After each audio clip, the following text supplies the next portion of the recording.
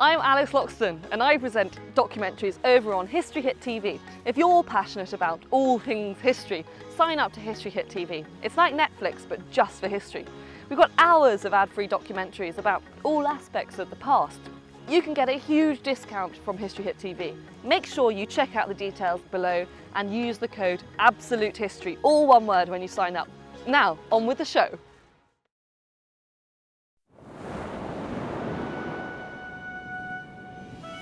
Over 2,000 years ago, the first great European capital cities rose around the shores of the Mediterranean.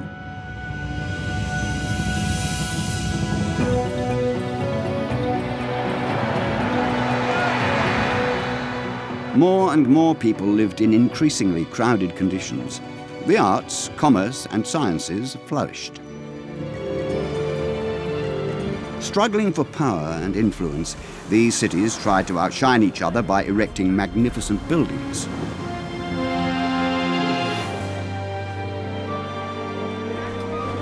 People from different cultures and parts of the world were drawn to these cities, seeking prosperity and happiness.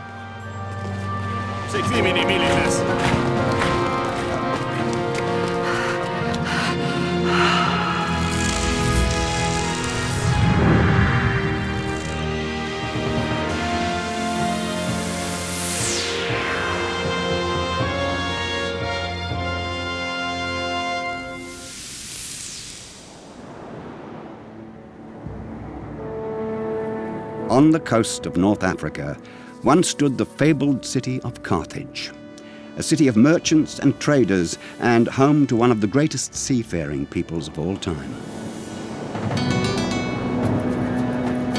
Beginning in the 12th century BC, the Phoenicians, forefathers of the Carthaginians, came from the east by ship and gradually settled all along the North African coast. Their thirst for adventure and their spirit of exploration are legendary. They sailed around Africa, and some say they even reached the Americas.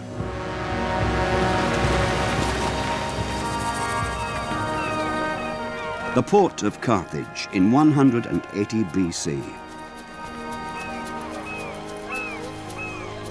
This is where the story of Margot begins.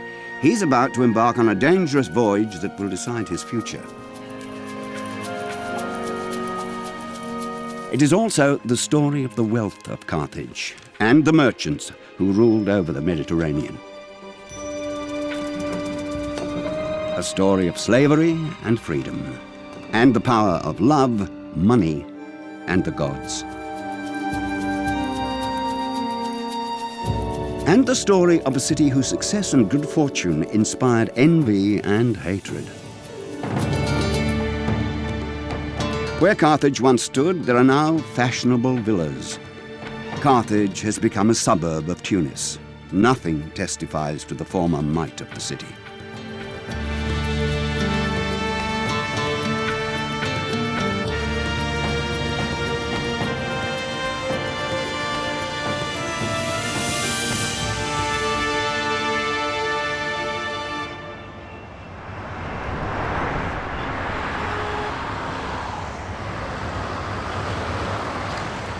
Tunis is a city of contrasts. Here, Africa meets Europe.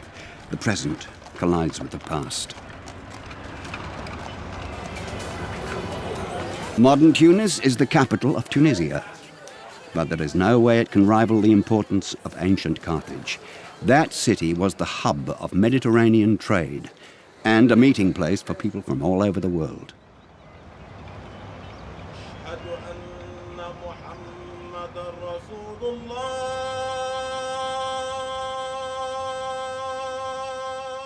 Carthage was the New York of the ancient world. In 814 BC, Phoenician seafarers and merchants founded Punic Carthage as a trading outpost. From here, they could control all of the western Mediterranean. The port of Carthage attracted shipping from the entire Mediterranean region.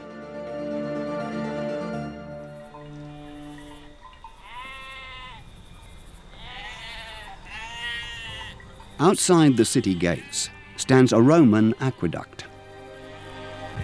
It carried water 130 kilometers from the Atlas Mountains to the new city that the Romans built centuries later on the ruins of Punic Carthage.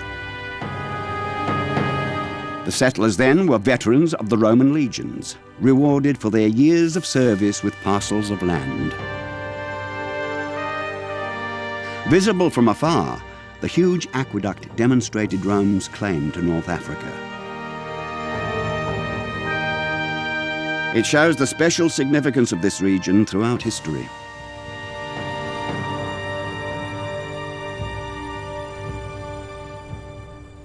The water also supplied the great Roman baths, one of the city's meeting places.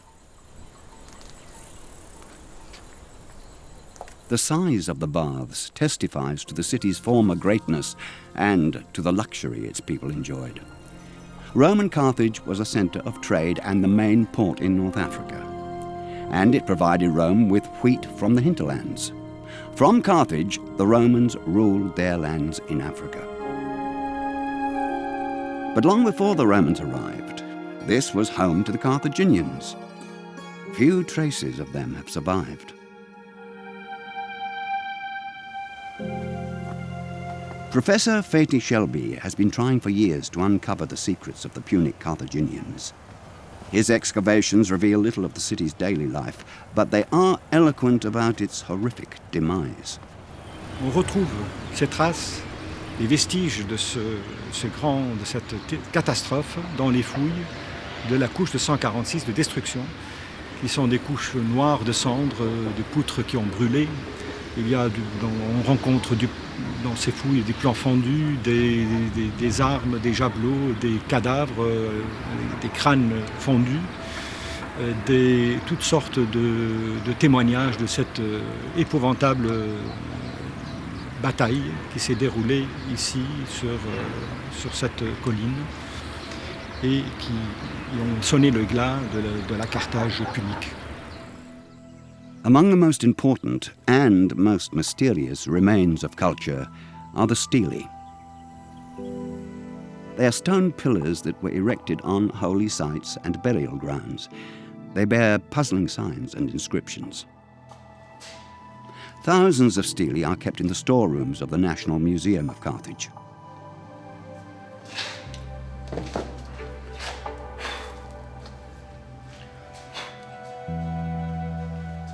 For Fati Shelby, they are priceless evidence of a distant past.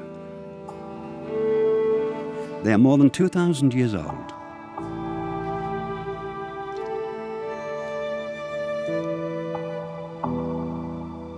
The unique script is a direct precursor of the Greek and Latin alphabets. Phoenician seafarers brought this alphabet to Carthage from their homeland.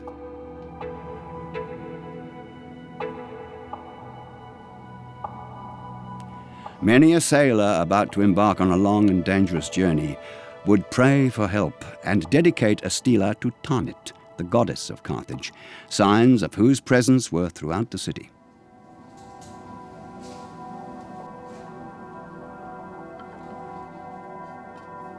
The skeleton of a young Punic man was found in one of the mausoleums of old Carthage. He lived 2,200 years ago. His bones show no sign of the malnutrition that was common among sailors. He was well-fed, healthy and strong. In the laboratory of the National Museum of Carthage, anthropologist Sihem Rudisli attempts to coax his story from these bones. Perhaps this man was one of the city's many merchants.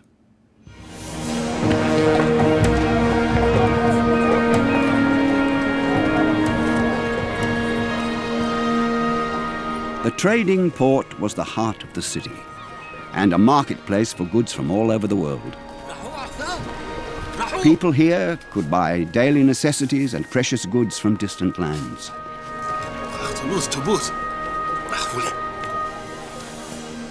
Anything was possible in Carthage. You could get rich if you were clever or bold.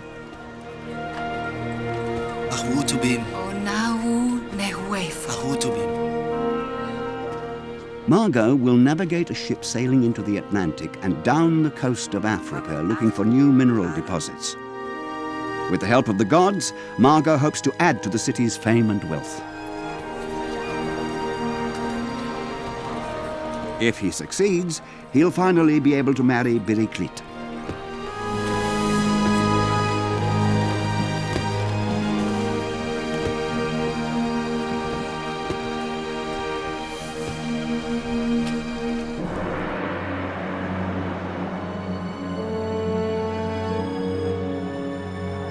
The sea was full of dangers.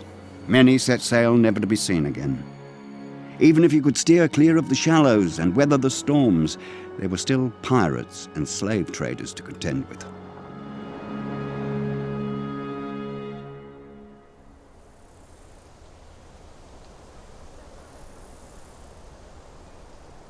Margot's family could have lived here. These dwellings were built several stories high and were crowded tightly together. If Margot had grown up here, he would have played in these alleys and, like many boys of his age, dreamed of becoming as famous a seafarer as the great admiral Hanno. In the 6th century BC, Hanno had sailed through the Straits of Gibraltar and steered south along the west coast of Africa in search of new sources of tin and gold. Whether or not he succeeded has not come down to us, but he saw mountains spitting out fire and giant hairy creatures. As proof, he brought back a gorilla skin. Ici, nous sommes dans une maison punique qui date du début du IIe siècle avant Jésus-Christ, c'est-à-dire que cette maison, en fait, a 2300 ans. Et cette maison fait partie donc de la ville de Carthage, à cette époque qui pouvait compter plusieurs centaines de personnes, de milliers de personnes, plusieurs centaines de milliers de personnes. Et cette maison a été construite selon un type oriental. The climate requires a particular style of architecture. The old quarter of Tunis today may not look much different from ancient Carthage.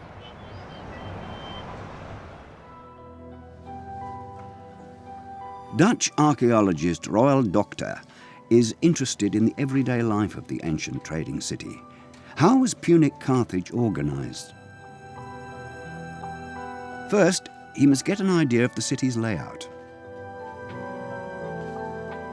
He's trying to find the ancient city walls. Many before him have searched in vain. There should be clues on the plans of previous excavations.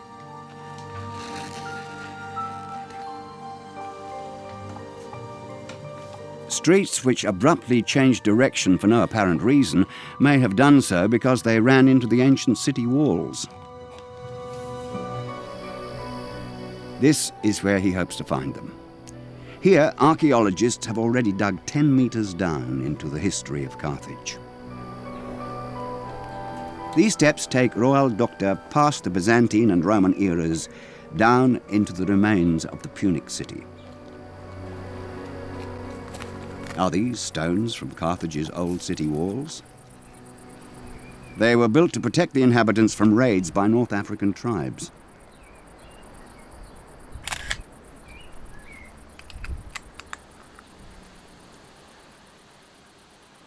At the peak of Carthage's power, over 100,000 people lived here. They all needed food and water. There was no river, nor adequate springs of drinkable water inside the city walls. Carthaginian builders came up with a simple yet ingenious solution. L'économie de l'eau à l'époque punique était vraiment admirable. À Carthage, on a retrouvé des centaines de citernes. Chaque maison avait sa citerne propre. Ces citernes sont très profondes, étroites et allongées, et elles sont recouvertes d'un enduit étanche qui est très résistant et excellent, ce qui a permis de les conserver. Et ces citernes étaient approvisionnées par une adduction d'eau qui provenait de la terrasse grâce à des tuyaux en terre cuite. Unlike the Romans, the Carthaginians had no aqueducts. Perhaps they worried that they could easily be destroyed during a war. the Carthaginians used cisterns, giving them a secure water supply even during a siege.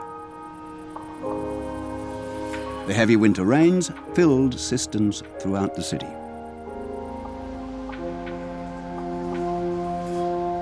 Carthage of old was home to 100,000 people, a true metropolis for its day, and all those people had to be fed.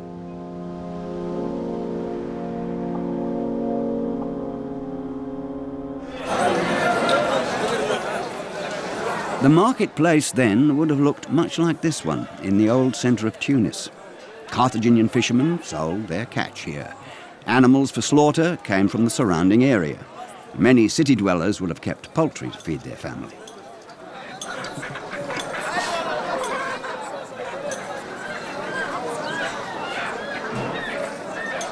The region was fertile. A Punic treatise on agriculture has survived. The Romans found it so important that they even translated it into Latin. The ancient Punic seafarers also knew about agriculture. They waited out the stormy winter months on land, sowing the grain that would become their provisions on board. Grain and bread were their principal foods. A woman bending over an oven, watched by her child as she bakes bread.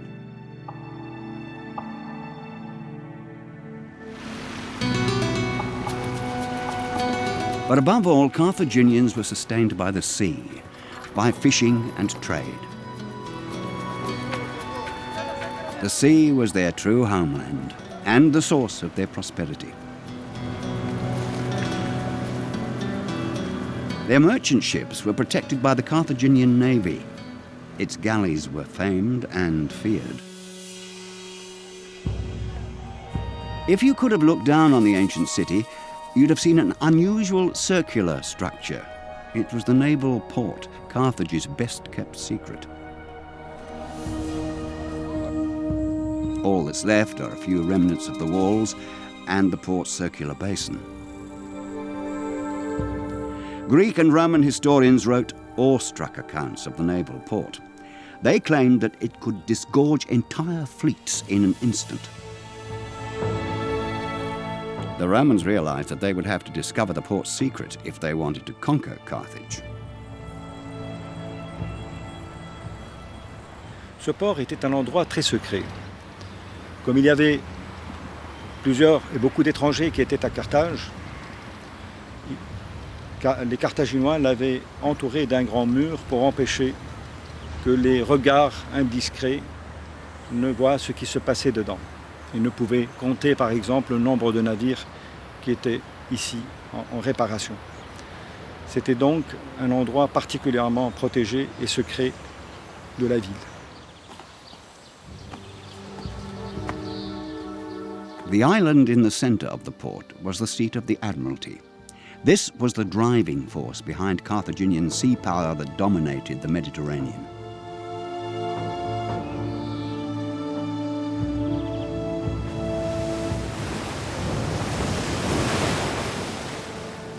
Carthage's warships protected the shipping routes and commercial outposts. The navy was commanded from the city, but the ships acted independently at sea. Carthaginian power came from the experience of the rowing crews and the navigational skills of the captains. They gave it their all, as the punishment for failure could be crucifixion. The captains regularly returned to the home port for repairs to damaged ships. Ce port, on pouvait mettre à l'abri plus de 220 navires.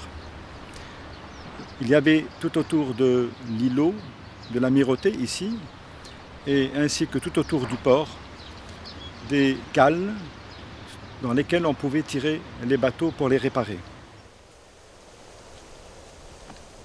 Archaeologists have excavated one of the ramps from which ships could be launched at such frightening speed.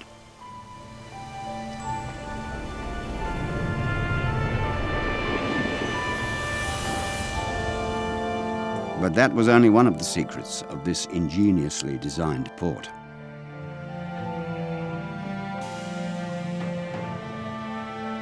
Hidden behind the rectangular commercial port was the circular naval port. It was not visible from the sea, and the entrance was also gated.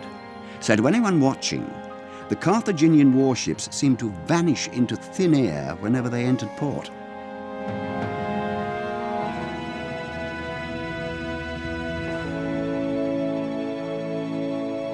Margot has been at sea for months. Every day, Biriclit watches anxiously for his ship. He should have returned from his voyage long ago.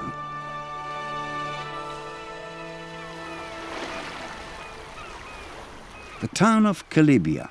Here too, life depends on the sea and the treasures brought home by its seafarers. Calibia was a Punic settlement and, like Carthage, was destroyed by the Romans. The land and sea are unchanged, but today people travel by plane and most goods are transported by large freighters. All the same, Calibia is still an important port, providing many people with their livelihood. Early in the morning, fishermen gather in the cafe after selling their catch.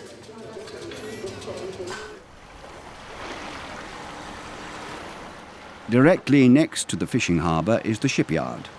Here they still build ships out of wood.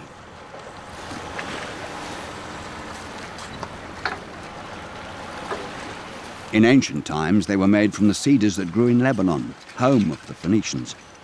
They were the ancestors of the Punic Carthaginians. Over 3,000 years ago, they built the first seaworthy vessels and set out to explore the Mediterranean.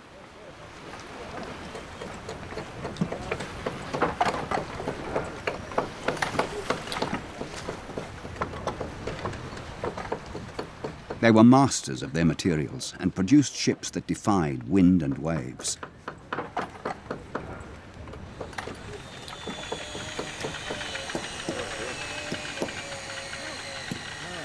The Phoenicians were nomads of the sea. They came from the royal city-state of Tyre, on the coast of present-day Lebanon, and sailed west, establishing trading outposts all along the African coast. Thanks to its strategic position, Carthage grew steadily in importance, eventually overshadowing all other Phoenician settlements, both militarily and commercially. Il y avait des marchands, il y avait des marins. Et là, les négociants carthaginois sont très célèbres.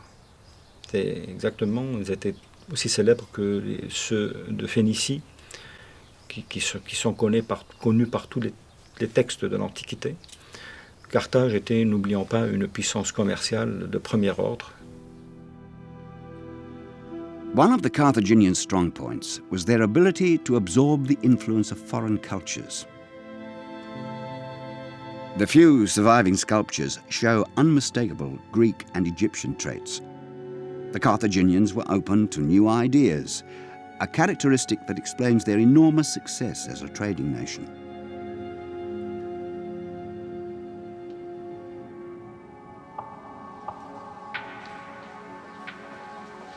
In a safe, Sihem Rudesli keeps a handful of treasures. They survived both the Roman soldiers and the grave robbers of later centuries.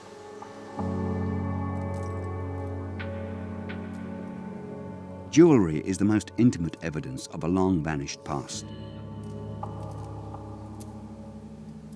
Les bijoux puniques sont d'une rareté, d'une finesse introuvable de nos jours. Ce sont des bijoux qui ont été portés par des femmes riches, puniques.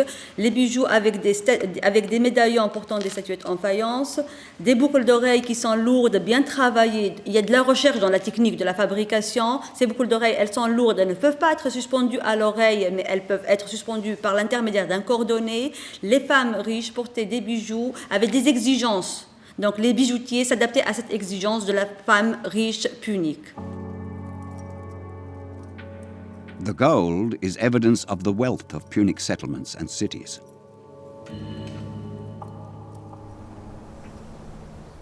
Kerkuan. This Punic city on the sea east of Carthage was also destroyed by the Romans. It is puzzling that, unlike other cities, Querquan was not built over by the Romans. But for this reason, it provides a unique opportunity to learn more about the structure of a Punic city and the structure of Punic society.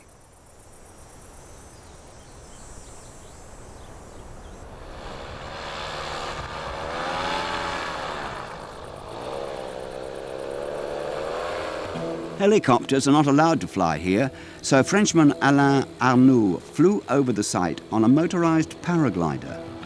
The pictures he has taken are unique.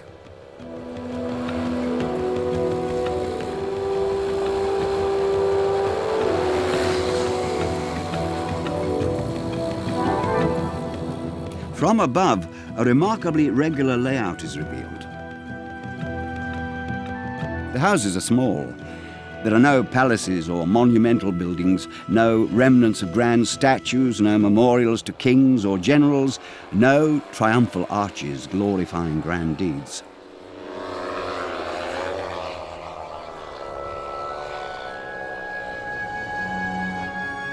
Who ruled this city?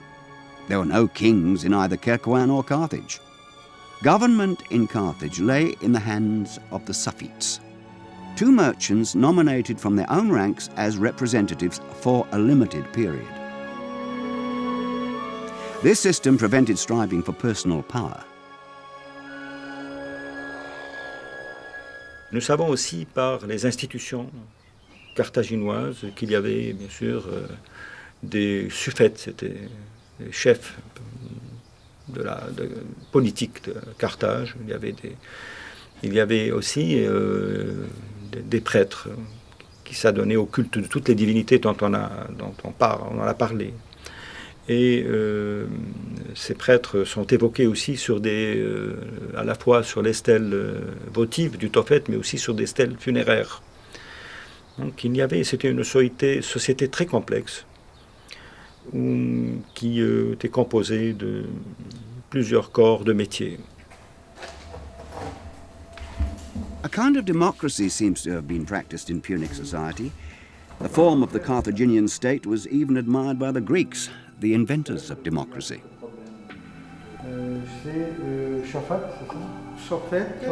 We know much about the city's management and the structure of Punic society from the stelae. They're an important source of information. The short inscriptions are mostly appeals to the gods. The donors are also identified by name and profession.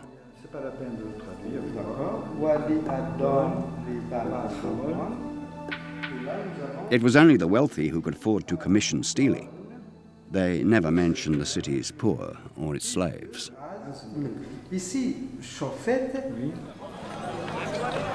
No city in antiquity could have functioned without slaves. Their muscles were the engines of the ancient world.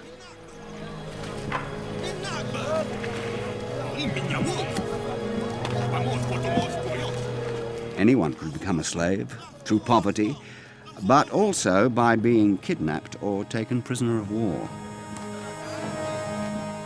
Margot's ship has been seized by pirates.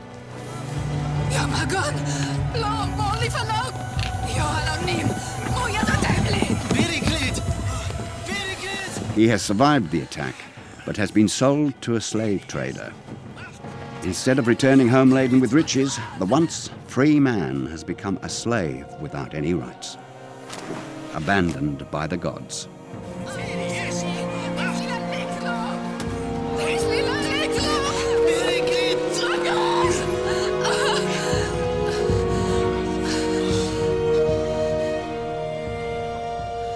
Where will Margot be taken?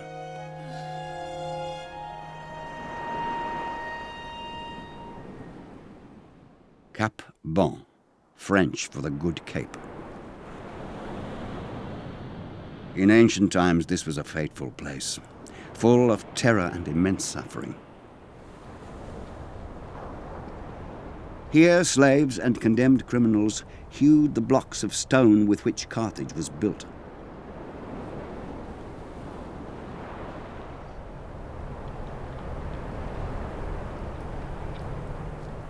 15 meters underground, there is an extensive network of caves carved out by the slaves.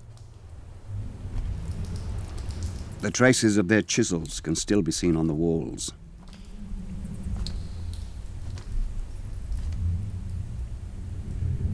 The cave served as both quarry and prison.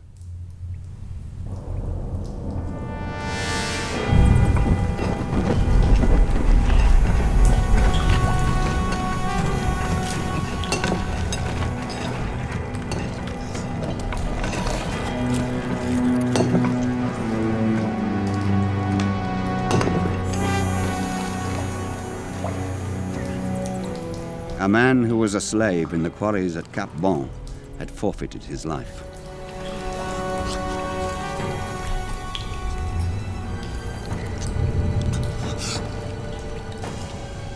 Margot knows full well that he is at the mercy of the guards and that he will only leave the caves as a dead man.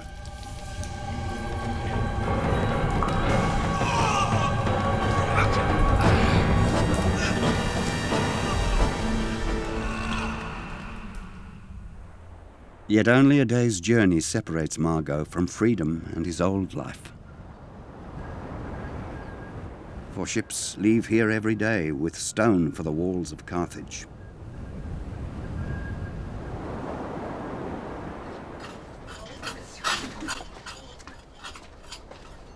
Roald Doctor's quest has paid off. Bonjour. He and his assistants have succeeded in uncovering the remains of the Punic city wall.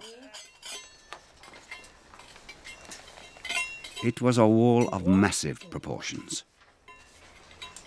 Ça fait combien? 3,90 m. Okay, merci.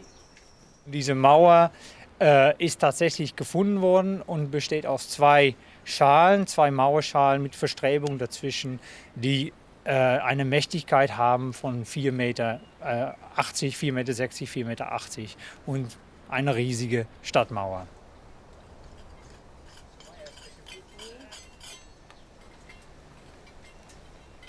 The wall Doctor has found served as a line of defence, but in quite a modern way it also divided the city into different spheres, into residential and commercial districts.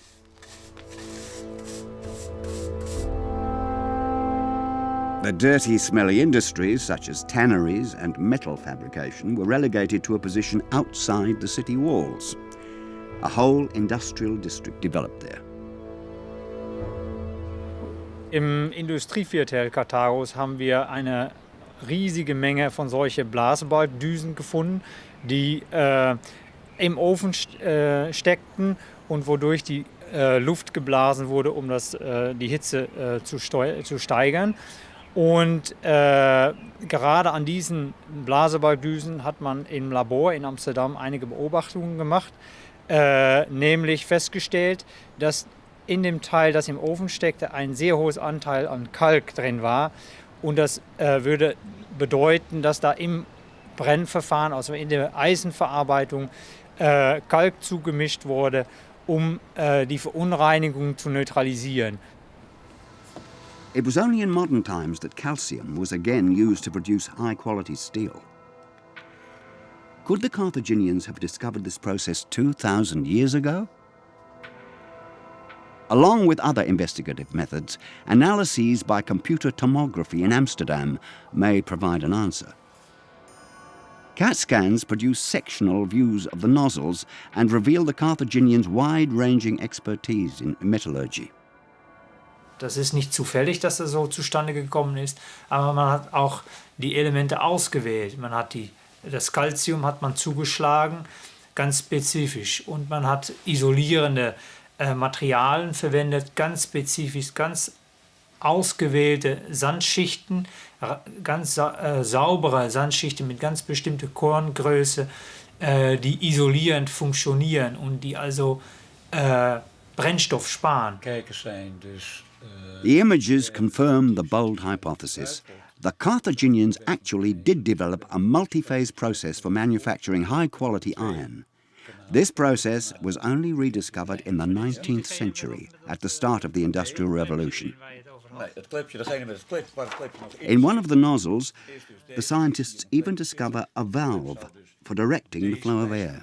Damit wissen wir, dass die wirklich ein hochwertiges Produkt anzubieten hatten, das auf ein industrielles Niveau angefertigt wurde, auf eine große Ebene. Da muss viel produziert sein, mehr als wahrscheinlich die Stadtbevölkerung selbst brauchte.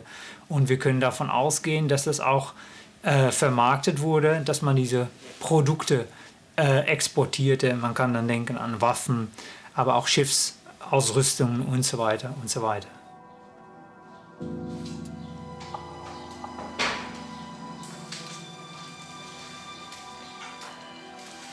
Carthaginian iron was good, but over time even the best iron crumbles into rust. Not so this well-preserved handle in bronze, an amalgam of copper and tin. There are no tin deposits in all of North Africa, and this was an important raw material. Tin, for example, came from the British Isles. Carthaginians controlled the trade of this and other metals and kept their sources secret. They even forged their travel logs to mislead rivals.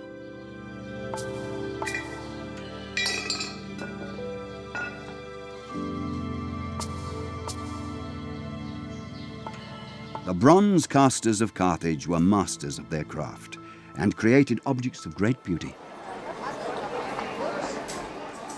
The city's artisans produced whatever took the fancy of their customers, including copies of foreign artifacts. In the souks of Tunis, artisans still work as they did some 2,000 years ago, without machines, preserving skills from antiquity. Small workshops like this also existed in Carthage, but even then there must have been big manufacturers producing goods intended for export.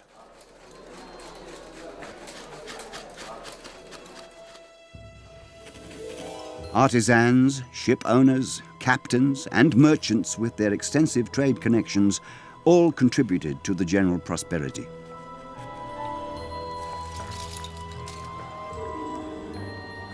There was also the trade in Tyrian purple, a dye made from sea snails, which was held dearer than gold.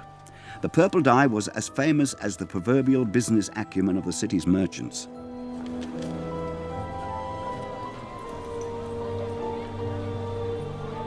Carthaginian merchants were respected even in Rome.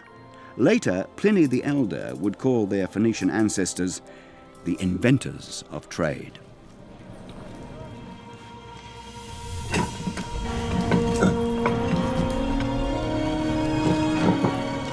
Margot knows that his own family is too poor to buy his freedom. Biriklit is Margot's only hope.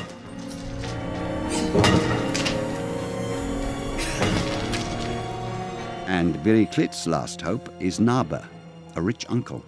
He has the power and the money to find Margot and free him for her.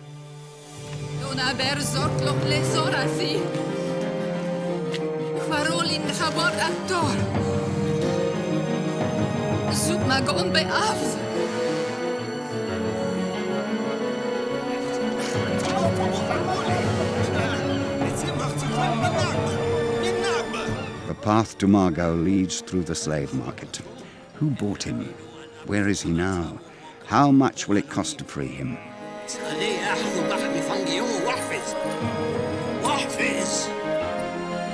Can Naba's gold open the door to Margot's freedom?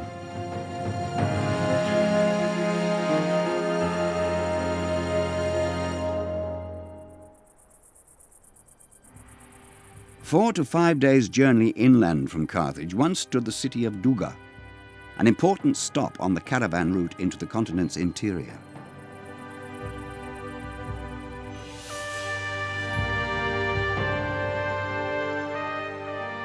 From the heart of Africa came slaves, ivory, and gold. These ruins are from a later date.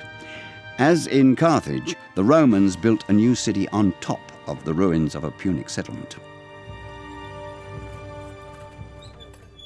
Archaeologists from Freiburg in Germany are searching for traces of Punic Duga beneath the Roman layer. Über diese Frühzeit wissen wir bisher in Duga sehr wenig. Wir haben monumentale Grabtürme, die von einem hohen Wohlstand dieser mächtigen einheimischen Familien zeugen. Wir haben Inschriften, aber wir wissen nichts über die Siedlungsgeschichte dieser Zeit. Und das ist der Grund, weshalb wir dort unten auf einem größeren Areal eben in diese frühen Siedlungsschichten vorstoßen. The archaeologists have found the walls of a district of artisans' workshops from Punic times. Most of the amphora shards found here were produced locally, but from time to time, shards of Roman amphoras are unearthed. Through Carthage, Duga was linked to the Mediterranean trade routes. What lured the Carthaginians into the interior of the continent? Was die Punier hierher getrieben hat, war offensichtlich die Fruchtbarkeit dieser Gegend, in der dann später zum Teil auch wahrscheinlich schon in der Frühzeit Wein, Öl und dann auch Getreide produziert wurde.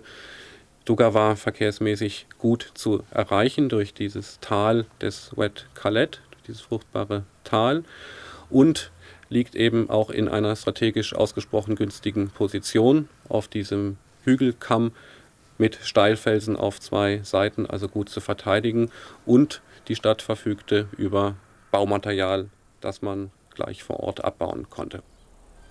These were good conditions for a city, and so Duga became an important center. The Punic Numidian ruler Massinissa had a majestic mausoleum constructed here, a sign of the region's wealth. For a time, Massinissa was an ally of Carthage, but in a struggle for power, he switched to the Roman side.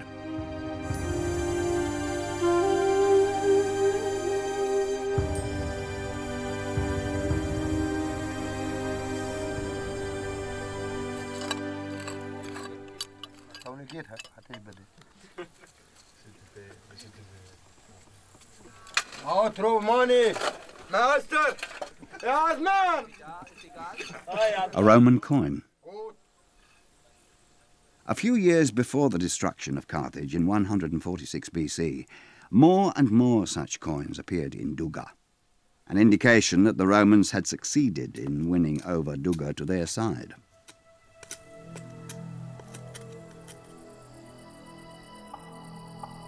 The Romans fought with weapons and with the power of the word. They spread rumors that the Carthaginians sacrificed their children to the gods here at the sanctuary known as the Tophet.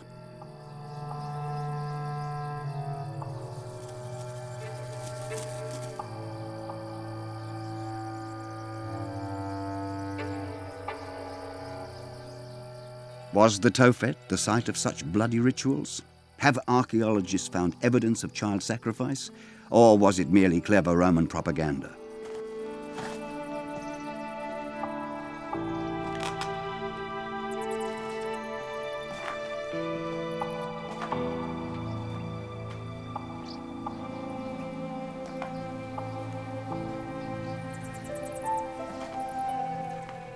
Thousands of urns have in fact been found beneath the stele. They contain the ashes and charred bones of sacrificial animals and those of children. For some researchers, this is evidence of bloody human sacrifice, but for Professor Shelby, it is far from being proof.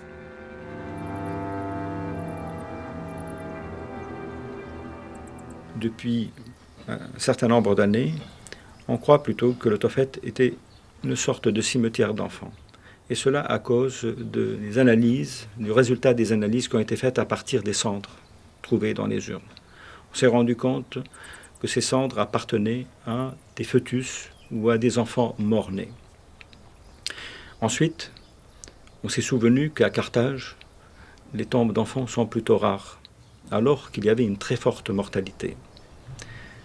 Donc, probablement ici, en présence d'un cimetière d'un type un peu spécial, où l'on présentait les enfants qui étaient déjà morts, on les rendait aux divinités de Carthage, Baalam et Atanit. And yet, child sacrifice cannot be ruled out entirely.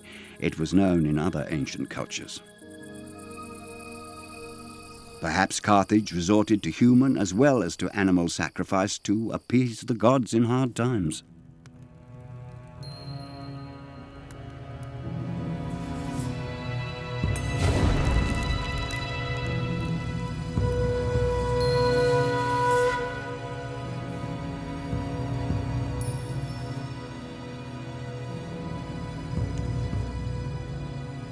Piriklitz's efforts have released Margot from slavery. Now he is being taken back into the company of free men.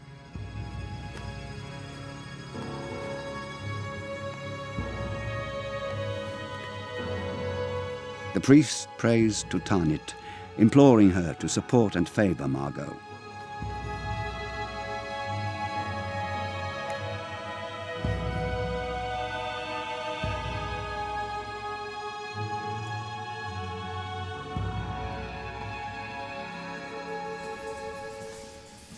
However pragmatic the Carthaginians may have been in daily life, religion was very important to them. These are burial chambers of rich Carthaginians. Here, various burial objects have been found, small figurines, oil lamps, sacrificial vessels. Les caveaux puniques et leur contenu permettent d'étudier l'eschatologie punique. Les puniques croyaient en une vie après la mort. Ils croyaient aussi en l'âme. Pour eux, l'âme, après la mort, quand elle quittait le corps, elle devait entreprendre un long voyage. On la représente souvent partant de la ville des vivants vers la ville des morts. The necropolis at Kerkuan outside the city proper, the Carthaginians cut their graves out of solid rock.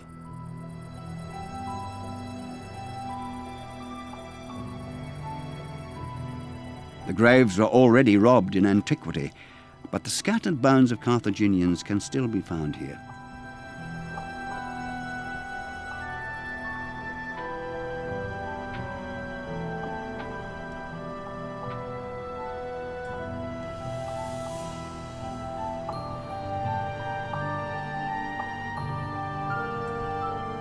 The walls of the burial chambers are decorated with images reflecting their religious beliefs. A cockerel drawn in purple. The cockerel is known in Egyptian mythology as the symbol of the soul, the breath of life. It is on its way to the city of souls, which closely resembles a Punic city.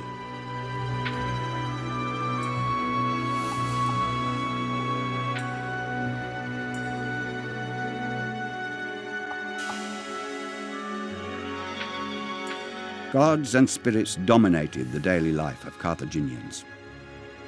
The god Baal Hammon was the patron of Carthage and the guarantor of success and happiness. And signs of his consort, Tanit, goddess of fertility and prosperity.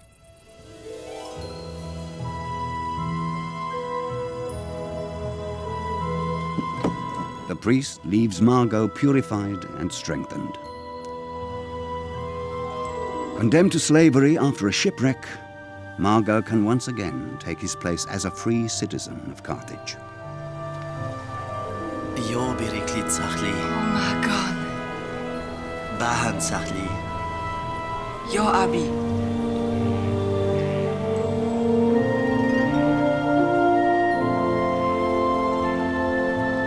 They hope that with Tanit's protection, he will return safely from new voyages to distant lands. Elo bait halonu ayom. Bahanok atsiv lachsu begam atufam hat. O alonim.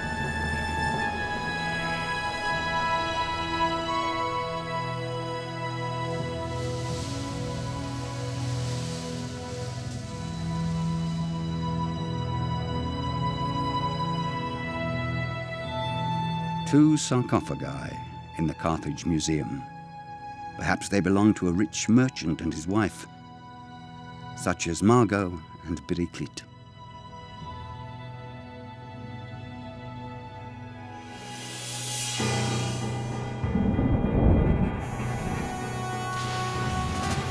In Rome, the die is cast. Carthage must be destroyed.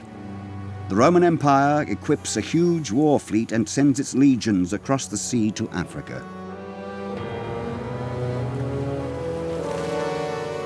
In the spring of 146 BC, the decisive blow is struck and the city stormed.